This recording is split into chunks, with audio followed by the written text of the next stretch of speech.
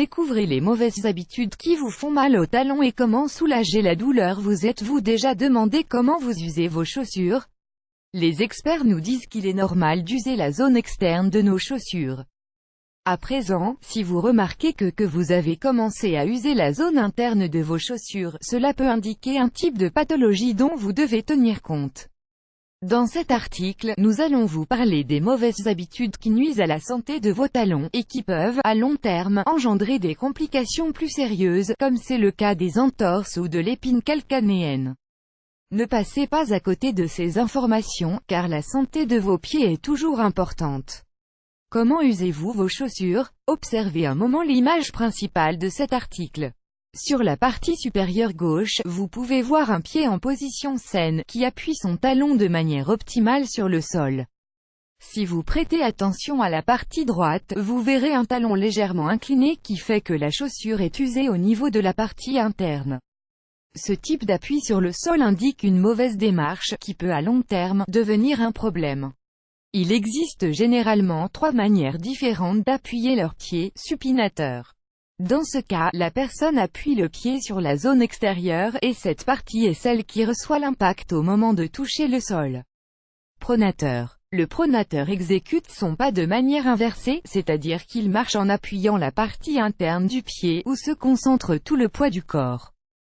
Trou normal. Ici, la personne laisse tout son poids au centre et de manière plate, sans s'incliner d'un côté ou de l'autre. Vous vous demanderez sûrement, lequel de ces pas est le plus sain pour ma santé? En réalité, ils sont tous corrects, mais le problème étant quand il y a une pronation excessive, c'est-à-dire quand nos chaussures présentent une usure exagérée au niveau de la partie interne du pied.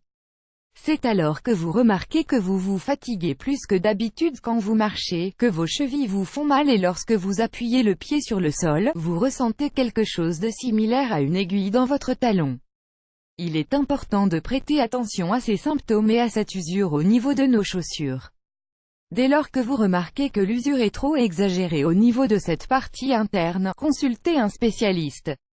Comment prendre soin de ces talons pour éviter une pronation excessive? En premier lieu, nous devons savoir comment se diagnostique une pronation excessive, en observant simplement la semelle de ces chaussures. Habituellement, les problèmes de talons sont plus fréquents chez les femmes que chez les hommes. Ils sont associés à une usure des os et des articulations. C'est pourquoi on les ressent de plus en plus à partir de 45 ou 50 ans. Tenez compte du fait que le talon est l'un des os les plus grands du pied et qu'il doit soutenir tout le poids du corps. Cela signifie que les personnes obèses, par exemple, auront plus de risques de souffrir de ce type de problème. Attention également aux problèmes de dos.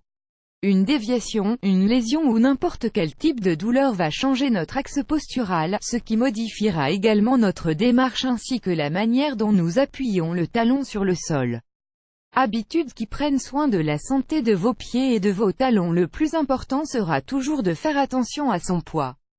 Essayez de vous maintenir en bonne santé, et évitez les kilos en trop afin de ne pas surcharger vos pieds.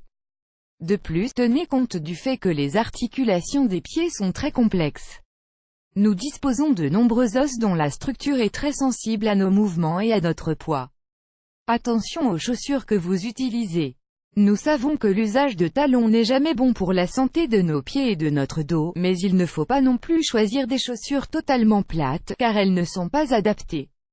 L'idéal est d'avoir un talon en 2 et 4 cm. Il est également important de disposer d'un bon renforcement dans la zone du talon, avec des semelles flexibles en caoutchouc, et non pas en peau, car elles sont beaucoup plus résistantes à l'impact du sol. N'hésitez jamais à dépenser un peu plus d'argent dans de bonnes chaussures.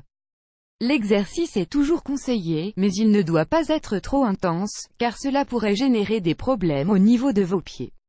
La natation, par exemple, est très saine pour nos os, nos muscles et nos articulations. Améliorez votre alimentation en augmentant votre dose de magnésium, de silicium, et de zinc, des nutriments idéaux pour renforcer vos os et vos muscles. Quels sont les aliments riches en minéraux de ce type? Les épinards, l'avoine, les noix, les amandes, la betterave, le persil, la courge, la farine de sésame, le poisson bleu. N'oubliez pas de les inclure dans vos plats.